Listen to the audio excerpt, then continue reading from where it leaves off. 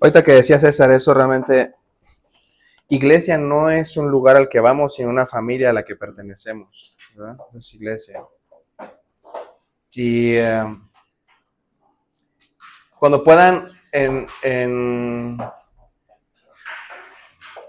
no, es Prime donde estábamos viendo la película, ¿verdad, amigo? Cuando puedan ver, no sé si ya la vieron, una película que se llama Inocente, ¿se llama? Silencio, ¿no? Ah, Silence, sí. Silencio. Y sale Andrew Garfield, el que le hace de Spider-Man, y varios actores conocidos. Y no sé, ¿ya la vieron? ¿Han visto esa película? Luego cuando puedan, véanla. Y algo bien interesante, la empezamos a ver César y yo, y algo bien interesante es que la historia se desarrolla en Japón en los años 1600, cuando el evangelio estaba empezando a llegar a Japón, y se van unos misioneros y realmente los torturan por llevar el evangelio, ¿no? Y tú te das cuenta del hambre que hay en la gente. O sea, la gente está tan hambrienta que recorría distancias por encontrarse con estos sacerdotes o con estos misioneros solamente para tener un encuentro. Y o sea, tú te das cuenta en esa película de la fe que la gente tiene, del hambre que tienen por ir a un lugar.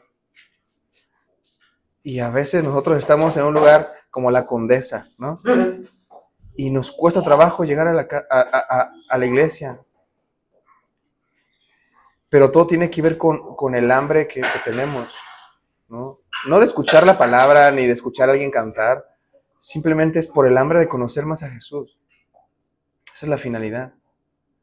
Poder conocer a Jesús y llegar hasta esa estatura del varón perfecto, Jesús, ¿verdad?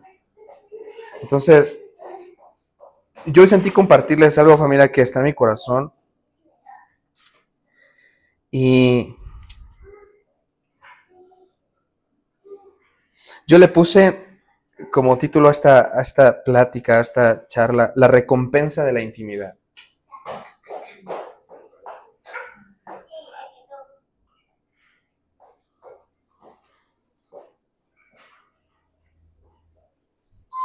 Todo en nuestra vida cristiana se gesta en la intimidad. Hay una palabra que seguramente conocen,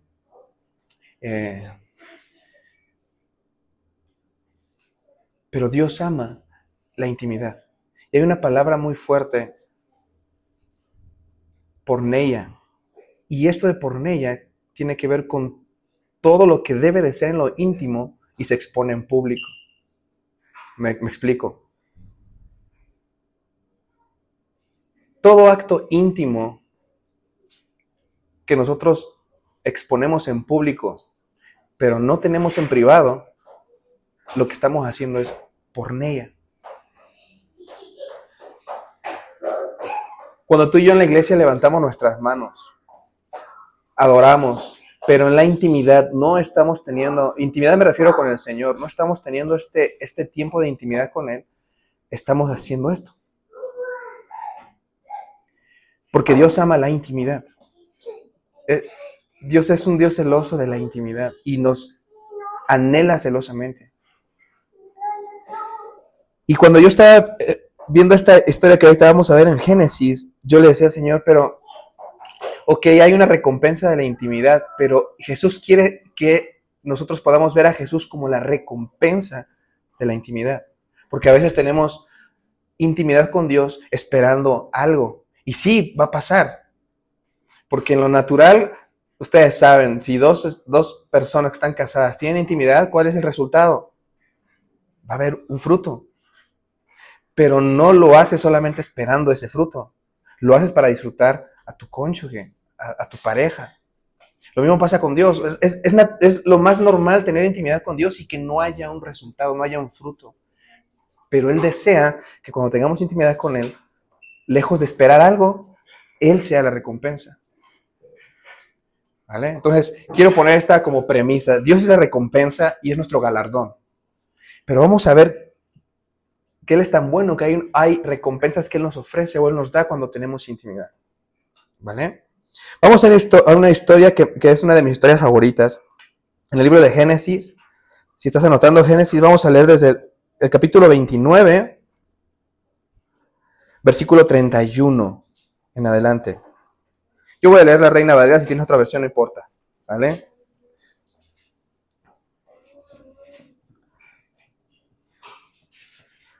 Y dice versículo 31, 29, 31. Y vio Jehová que Lea era menospreciada y le dio hijos, pero Raquel era estéril. En sus versiones, ¿qué dice? ¿Sí dice de estéril o estamos leyendo algo que no? ¿Cómo dicen sus versiones? Estéril. ¿A qué?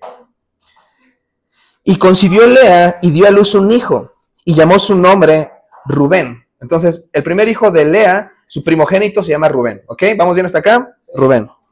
Porque dijo, ha mirado el Señor mi aflicción, ahora por tanto me amará mi marido. ¿Han escuchado la historia de Raquel y de Lea? La historia no debió haber sido Jacob quien tenía que haber estado con ella, sino Esaú. Y nuestro Dios tuvo que haber sido Dios de Abraham, de Isaac y de Esaú. Así es como realmente desde un principio tuvo que haber sido. Pero Esaú menospreció la importancia y el valor de la primogenitura, y por eso es que Jacob toma esa bendición. Y por eso es Dios de Abraham, de Isaac y Jacob. Entonces, el que tuvo que haber disfrutado de todos estos placeres no era Jacob, era Esaú. ¿Va? Entonces, la historia es que Jacob, disfrutando de esta historia, hay dos hermanas. Pero en la cultura hebrea, ustedes saben, no puede casarse la menor antes que la mayor.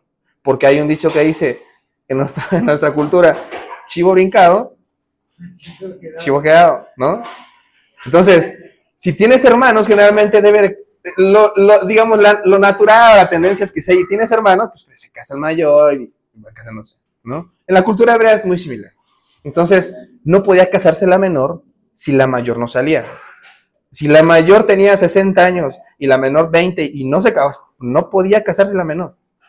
Entonces, Jacob se enamora de Raquel y trabaja para Labán para quedarse con Raquel 7 años. ¿Okay? Le estoy dando ese contexto para entender por qué Lea era menospreciada.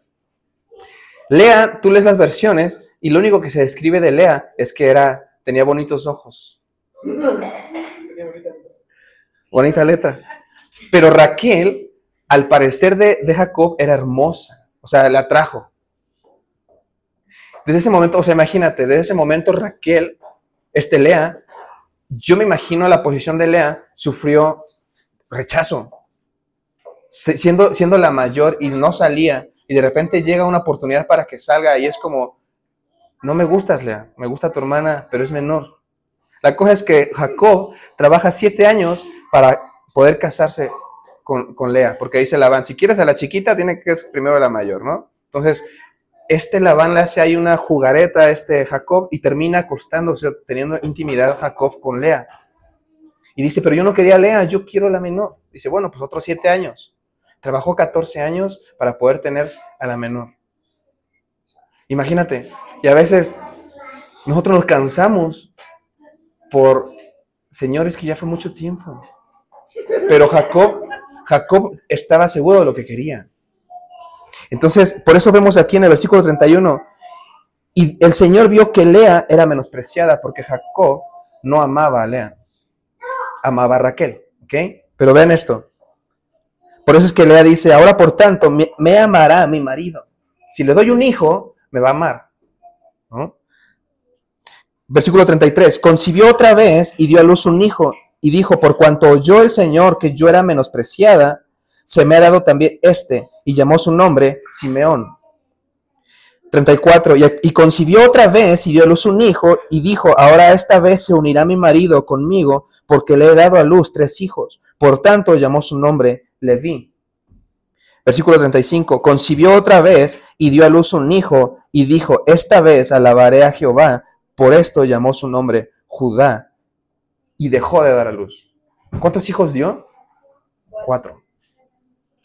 Entonces, Lea, pues no era tan agradable, no era tan agraciada físicamente, pero le dio 4 hijos. Vamos a ver qué pasa con Raquel. Capítulo 30. Vino Raquel Viendo Raquel que no daba hijos a Jacob, tuvo, ¿qué dice en tu versión? Envidia. En otras versiones dice celos de su hermana, y decía a Jacob, dame hijos, o si no, ¿qué dice sus versiones? Muero. Yo quiero decirte algo, familia, no menospreciemos lo que no parece ser, lo que no parece ser lo que debías tener o esperabas, pues de ello podría venir lo más precioso de tu vida. ¿Por qué? Porque si tú lees, vamos rápidamente, si estás anotando, Mateo 1, capítulo 1. Mateo capítulo 1.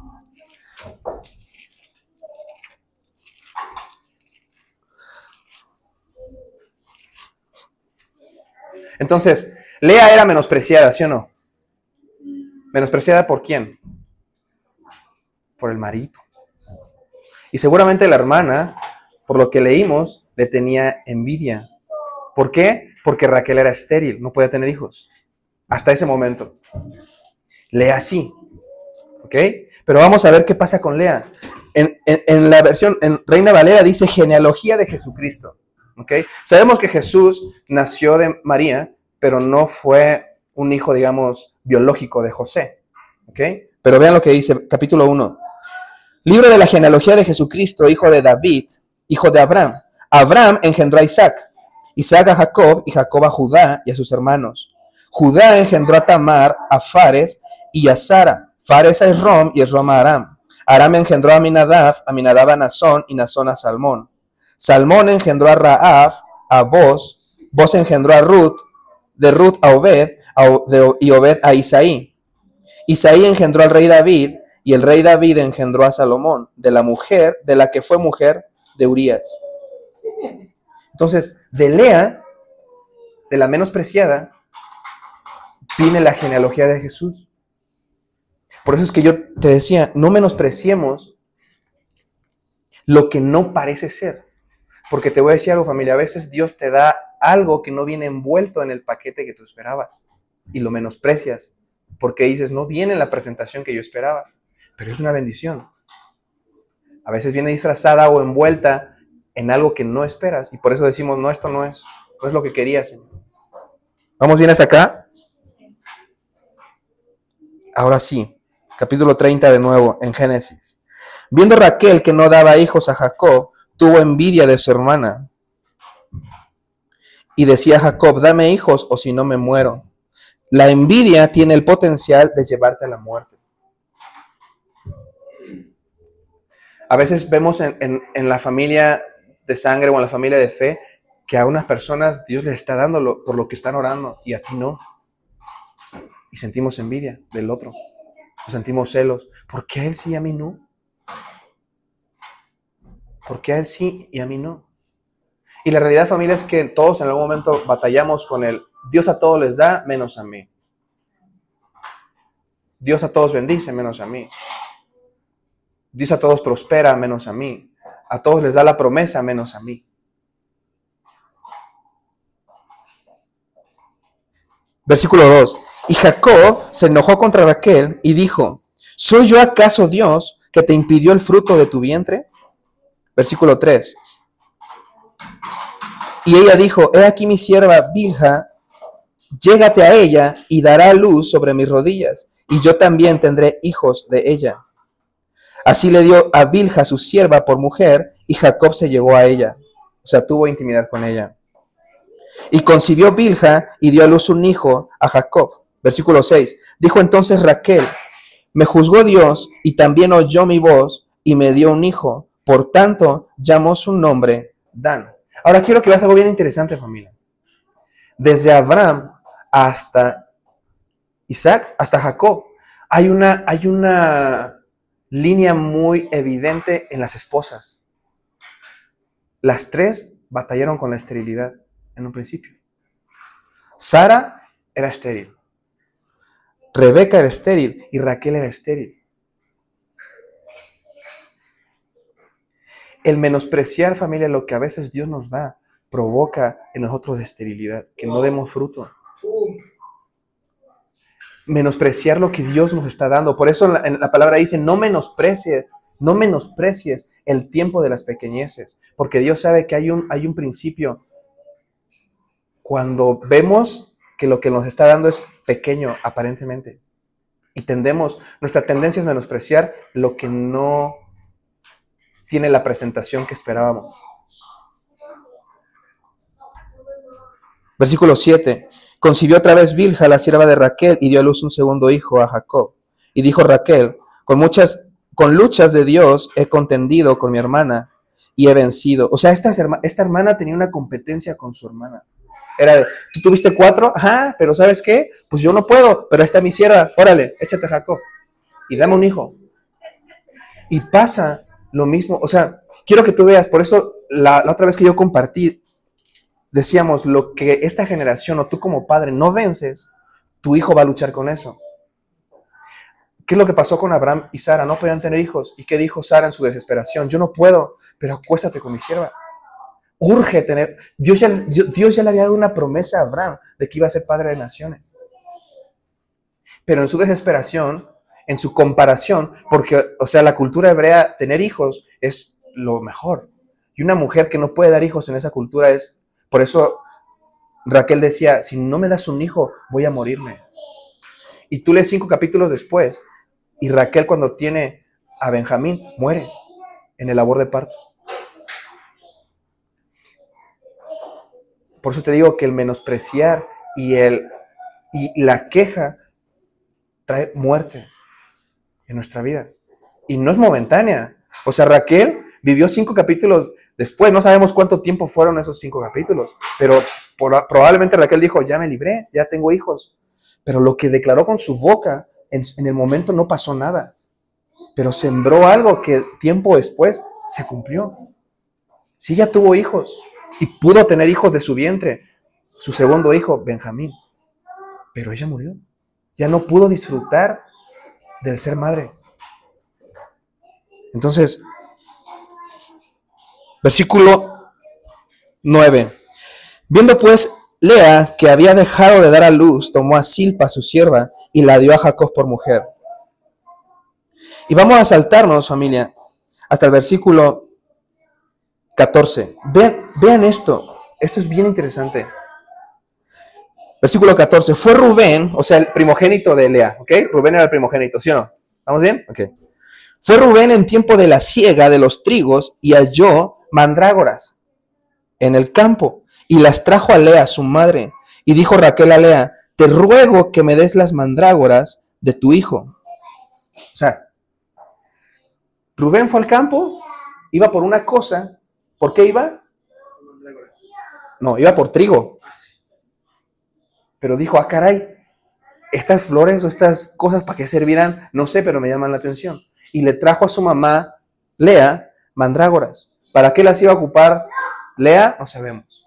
Pero Raquel, lo interesante es por qué Raquel sabía que las mandrágoras eran utilizadas para la fecundación. Porque tú ves en la versión de The Passion, y dice eso, las mandrágoras eran un fruto que los paganos o las culturas que rodeaban al pueblo de Israel las usaban para poder quedar embarazadas. Era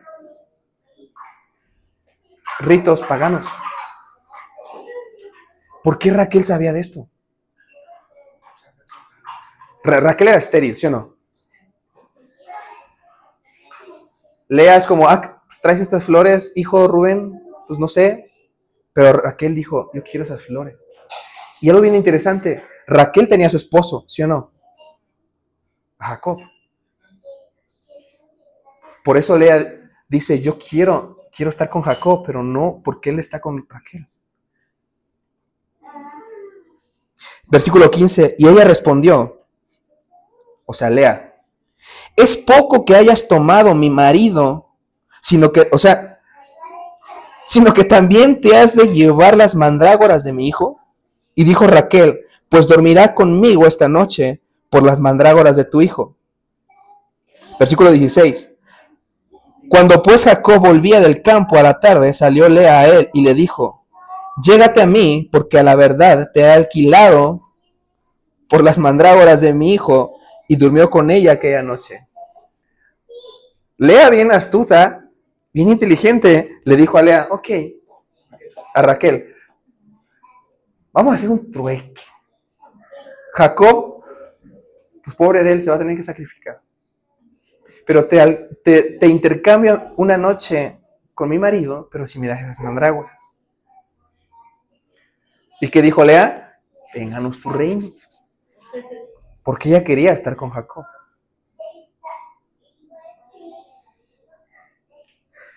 Nuestra vida como cristianos, familia con Dios, a veces queremos cosas para allá.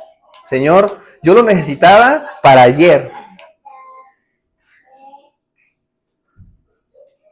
Pero hubo una mujer que entendió el valor de la intimidad con el amado, y hubo una mujer que intercambió a su amado por querer las cosas, porque las mandrágoras lo que tenían, una de las cualidades es que quedaban las mujeres, o sea, podían tener hijos rápido.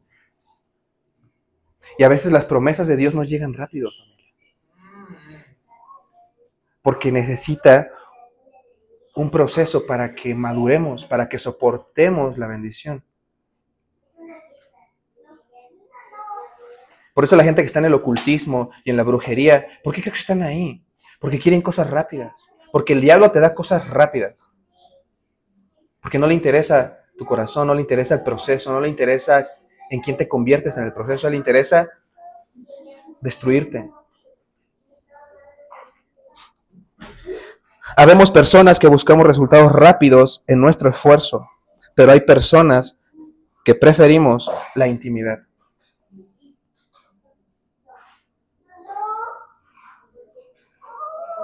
Raquel pertenecía al pueblo de Dios. Ella sabía lo que Dios podía hacer. Porque de seguro escuchó las historias de sus antepasados. Oye, Jacob, ¿te acuerdas cuando tu bisabuela no podía tener hijos? Pero Dios lo hizo. Ella sabía que Dios podía hacerlo. Pero ella quería un hijo ya. ¿Por qué? Porque había una competencia. Familia, cuando tú y yo tenemos envidia en el corazón, va a llevarnos a competir con los demás de una manera no sana. No, es que ella ya está en el ministerio y yo tengo más tiempo, yo debería ocupar su lugar. No es por tiempo, no es por meritocracia. Pero a veces queremos obtener resultados bien rápidos con el Señor. Señor, como no respondiste y ayer yo necesitaba eso.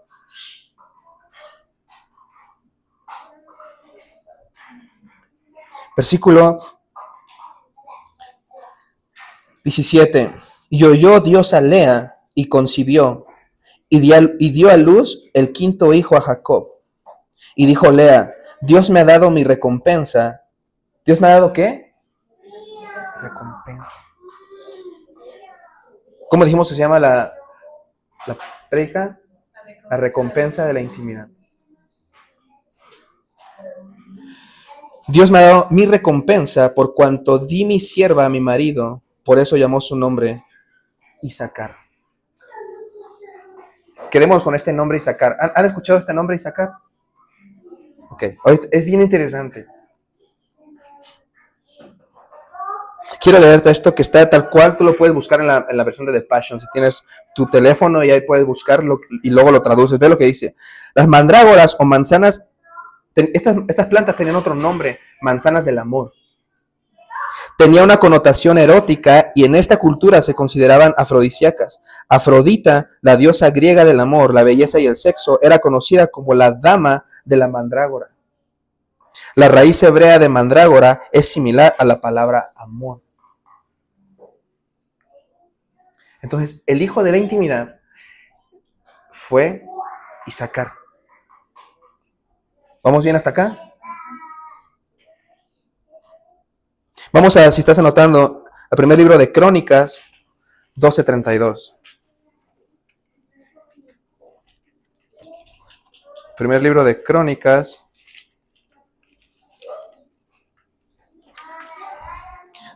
12:32.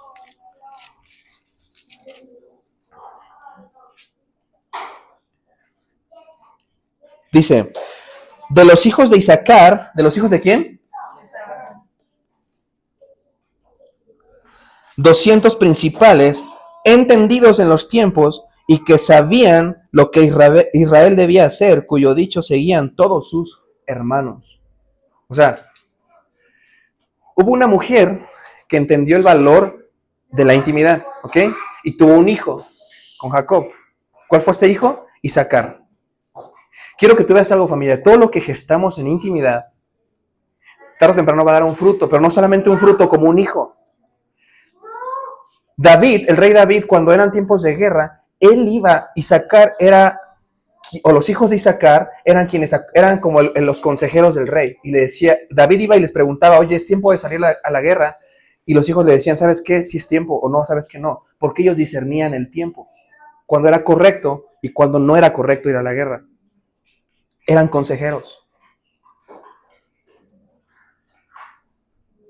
Para que hayan hijos entendidos en los tiempos, tuvo que haber una madre, en este caso Lea, que entendió el valor de la intimidad. Todo lo que tú y yo gestamos en intimidad con Dios, tarde o temprano va a dar un fruto, pero no un fruto, o sea, tú siembras melones o una semilla de melón y no vas a tener un melón. ¿Cuántos melones vas a tener? Todo lo que sembramos lo cosechamos al 100%. Todo lo que sembramos. Lea no solamente cosechó un hijo. Ese hijo fue un padre de hijos que eran entendidos en los tiempos. Si tú y yo somos entendidos y entendemos el valor de la intimidad, los hijos de nuestros hijos van a ser entendidos también. Y yo no sé, pero a mí me gustaría que mi hijo y sus hijos, tal vez yo no lo pude hacer. ¿Hacer qué? Aconsejar a reyes o presidentes, pero probablemente mis hijos, sí, o mis nietos, sí, o mis bisnietos. Por eso yo me estoy esforzando en vencer cosas que tengo que vencer para que mis hijos cosechen eso.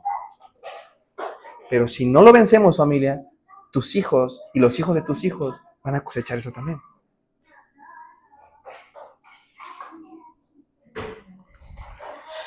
Vamos rápidamente al segundo libro de Reyes 4. Vamos bien con esta cronología, familia. ¿Cómo se llamaba el primogénito? Rubén. ¿Y cómo se llama el hijo de la intimidad? Isaacar. Entonces, segundo libro de Reyes,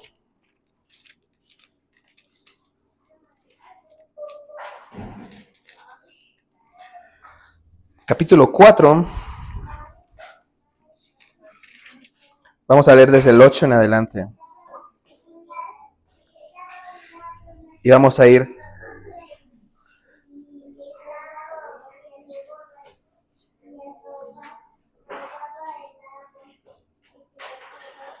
entonces, antes de leer este capítulo, hubo una mujer que prefirió la intimidad con su esposo, o con el ser que amaba. Tuvo un hijo, Isaacar, y los hijos de Isaacar eran entendidos de los tiempos, aconsejaron al rey que era conforme al corazón de Dios, ¿ok? Tenían ese privilegio. Pero vamos a ver ahora esta historia en el segundo libro de Reyes. Versículo 8. No sé cómo tenga el título ahí en tu Biblia, pero en la mía dice Eliseo y la tsunamita. Y vas a decir, ¿qué tiene que ver la tsunamita? ¿Y qué tiene que ver? Ahorita vamos a ver qué tiene que ver todo esto, ¿ok? Versículo 8. Aconteció también que un día pasaba Eliseo por Sunem. ¿Por dónde? Sunem. Y había allí una mujer importante que le invitaba insistentemente a que comiera, y cuando él pasaba por allí, venía a la casa de ella a comer.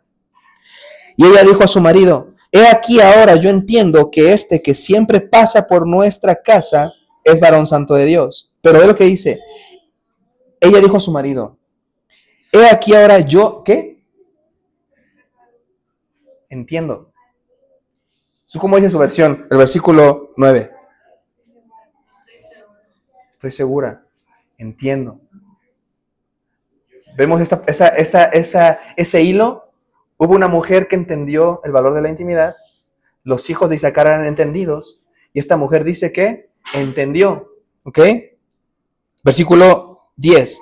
Yo te ruego que hagamos un pequeño aposento de paredes y pongamos allí cama, mesa, silla y candelero, para que cuando él venga, o sea, el profeta, se quede en él. Y aconteció que un día vino él por allí y se quedó en aquel aposento y allí durmió. ¿Por qué es interesante esta historia, familia? Sunem, cuando se reparten las tierras a las 12 tribus, a la tribu de Isaacar le toca la tierra de Sunem.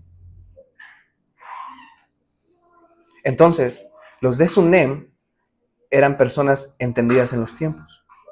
Por eso es que lo interesante en este versículo 9 es que ella entendió. Ella dijo, a ver, le dijo a su esposo, esta mujer no tenía hijos, ¿ok?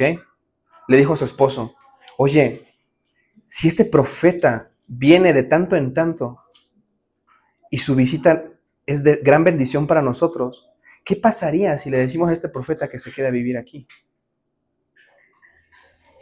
Por eso es que nosotros lo que anhelamos es habitación, que seamos habitación de Dios y no solamente que Él venga de tanto en tanto.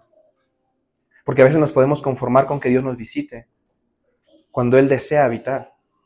El deseo de Dios siempre ha sido habitar en medio de nosotros.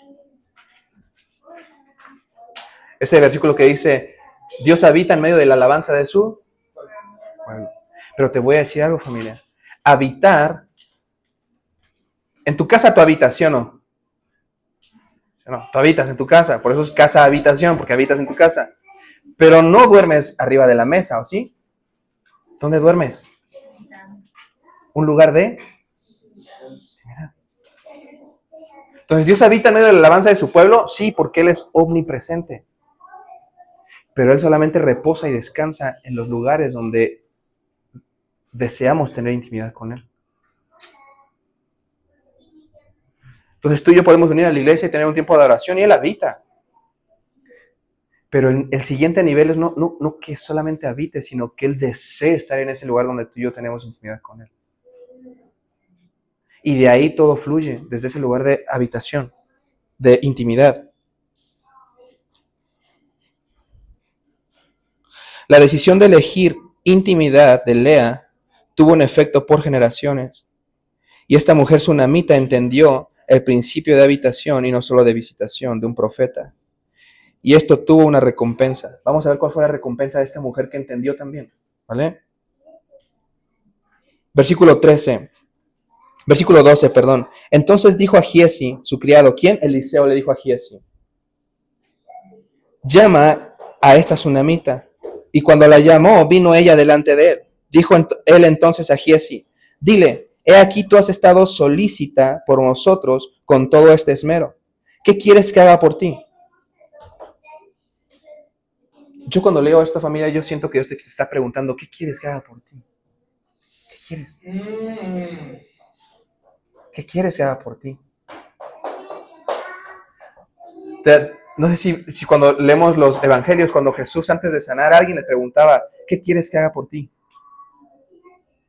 Porque hay veces que nos acostumbramos tanto a nuestra enfermedad espiritual que ya no sabemos si queremos ser sanos. Ya estamos tan acostumbrados a ello. Por eso Jesús dice, ¿qué quieres que haga? Porque hay quienes estamos tan acostumbrados que decimos, quiero todo menos ser sano. Jesús preguntaba, ¿qué quieres que haga por ti? O sea, imagínate, era evidente cuando se pone con este ciego y le dice, ¿qué quieres que haga por ti? El ciego que le había dicho, no es evidente, Jesús. Pues ver. Pero Jesús quería escuchar de este ciego que le dijera, quiero ver. Por eso Jesús pregunta, ¿qué quieres? En esta representación o esta analogía del profeta Eliseo le pregunta a esta mujer, ¿qué quieres que haga? Y ve lo que responde la mujer. Ella tenía la oportunidad de decir, quiero un hijo. Quiero ser madre, quiero un esposo, quiero una esposa. ¿Qué quieres? Versículo 13.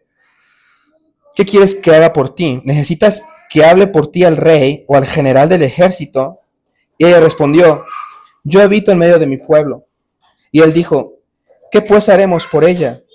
Y Giezi respondió, he aquí que ella no tiene hijo, y su marido es viejo.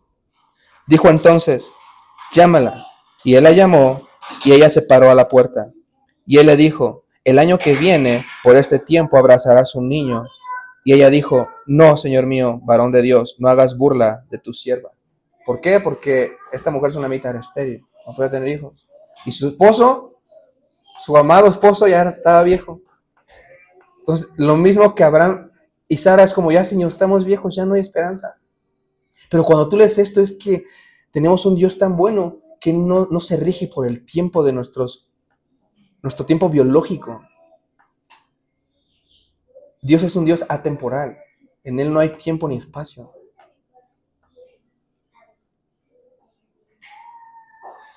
Mas la mujer concibió y dio a luz un hijo el año siguiente, en el tiempo que Eliseo le había dicho. Tú lees la historia, hay una situación ahí, el niño muere, pero Eliseo lo resucita.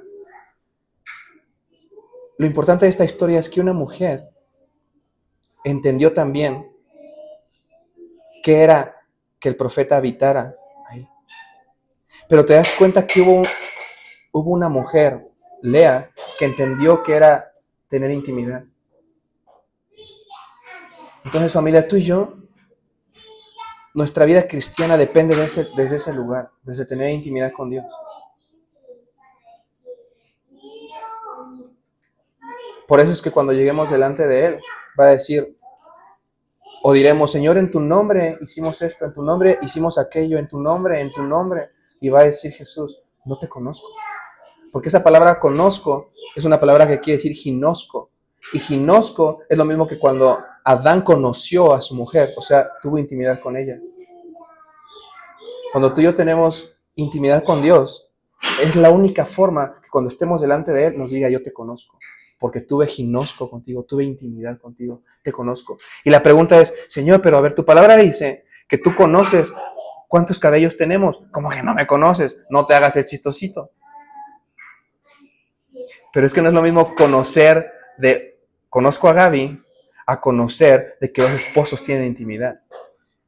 Y tú y yo somos la novia de Cristo. Lo natural es que tengamos intimidad con Él. En un matrimonio, cuando no hay intimidad, las cosas empiezan a morirse. Porque es la única forma en que eres uno. No es ayunando, ¿verdad? Ay, vamos a ir a la iglesia para ser uno.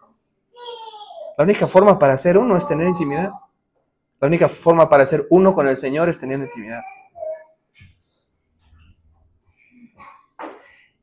Y a veces confundimos intimidad con servir, con venir a la iglesia, con estar en algún servicio, Eso no es intimidad, eso es el fruto de nuestra intimidad. Una persona que sirve donde sea que la pongas es porque primero tuvo intimidad. ¿Podemos servir sin tener intimidad? Sí, pero es imposible que no tengamos intimidad y que eso nos lleve a servir.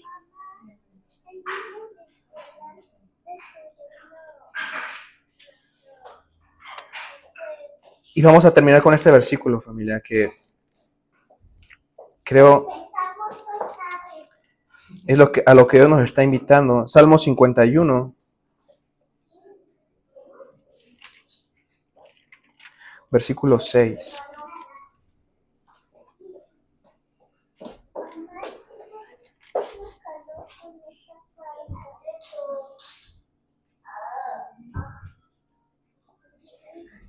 ¿Alguien que lo quiera leer?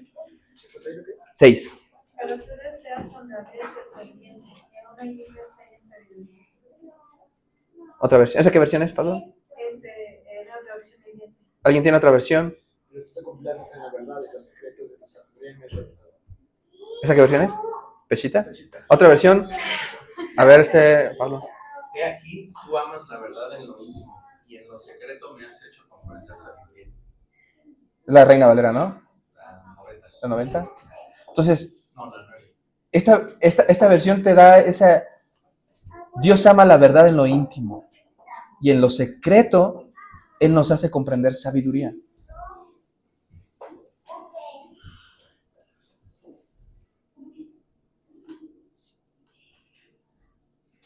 Para nosotros poder aconsejar a alguien, dar un consejo sabio, necesitamos hacerlo desde este lugar de la intimidad, porque si no puedo decirte algo desde lo que yo creo, pienso, siento.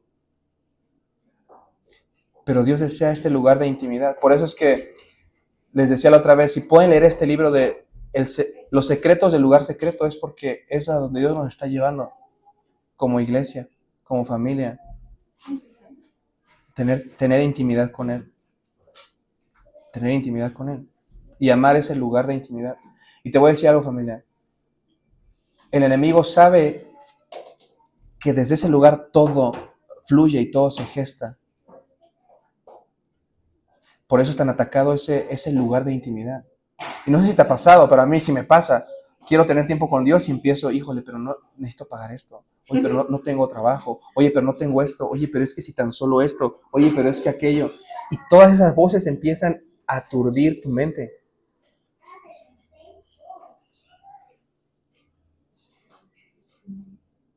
Y por eso es que no podemos estar quietos delante de Dios en silencio. Y por eso esa palabra que dice, estén quietos y conozcan que yo soy Dios.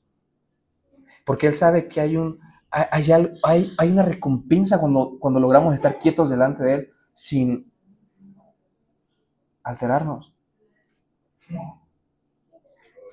Entonces, es en ese lugar de intimidad, ese lugar secreto donde todo va a fluir. Y hay dos cosas. Obviamente, tener intimidad con Dios es opcional. No es nada es a fuerza con Él. Pero puedes encontrarte gestando Ismaeles en tu vida por no esperar el tiempo y no querer tener intimidad como debe ser. Y tú vas a decir, pero tengo éxito, pero tengo esto, pero tengo lo otro. Pues sí, pero no era lo que Dios quería que fuera en tu vida. Entonces, esperar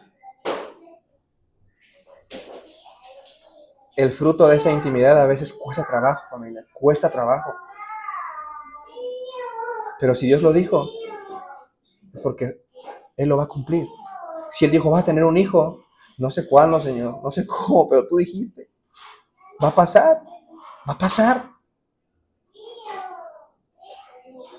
Entonces, creo que Dios nos está llevando a esto de tener intimidad con Él, familia, tener intimidad con Él, de conocerlo realmente, preguntarle, Señor, ¿qué estás pensando de esto? ¿Qué estás diciendo? ¿Qué estás hablando? Dios desea eso. Él desea responder la pregunta o que Él te pregunta, ¿qué quieres? Y es solamente decirle, Señor, de esta situación, ¿qué estás pensando? De esta situación, ¿qué estás hablando? Porque a veces nos quedamos con lo que Dios habló. Pero Dios está hablando. A lo mejor Dios te dijo, oye, es tiempo de que hagas esto hace 4 años. Y toda tu vida gira en torno a lo que Él habló hace 4 años. Pero Él es un Dios que habla hoy. ¿Qué es lo que está hablando hoy? Y termino con esto. Abraham, cuando iba a sacrificar a Isaac, él recibió una palabra de Dios. ¿Cuál fue esta palabra? Cuando ya estaba Isaac. Quiero que me lo sacrifiques. ¿Dios habló, sí o no? A veces la religión es, Dios ya dijo esto y en eso tengo que estar. Pero si Abraham no hubiera escuchado la voz cuando le dijo, detente, él pudo haber dicho, no, Dios me dijo que matara a mi hijo. Si él no hubiera escuchado lo que Dios habló en ese momento, no estaríamos tú y yo acá, no habría un Isaac. Entonces, es bien importante que en ese lugar de intimidad le preguntemos, Señor, hablaste eso ayer, pero hoy ¿qué estás hablando? Por eso la palabra dice, no solo de pan vivirá el hombre, sino de toda palabra que sale de la boca de Dios. ¿Y dónde es el único lugar donde lo vamos a escuchar? En el lugar secreto. En ese lugar de intimidad, familia. ¿Vale? Entonces vamos a orar para terminar. Padre, te damos gracias por esta mañana. Gracias por lo que tú estás haciendo en Creados para ser uno. Te pedimos que tú nos des la gracia, Señor, para poder buscarte en ese lugar secreto donde nadie ve, donde podemos tener intimidad contigo y que eres tan bueno que aun cuando tú eres nuestra recompensa y nuestro galardón, tú te deleitas en darnos otras recompensas, Señor. Yo bendigo a cada persona que está aquí y, Señor, que en esta semana podamos responder honestamente esta pregunta que tú nos haces. ¿Qué quieres que yo haga? Te damos gracias, Jesús. Bendecimos a cada persona, a cada familia. Y gracias por los frutos que van a empezar a gestarse en ese lugar de intimidad, Señor. Te damos gracias en el nombre de Jesús. Amén.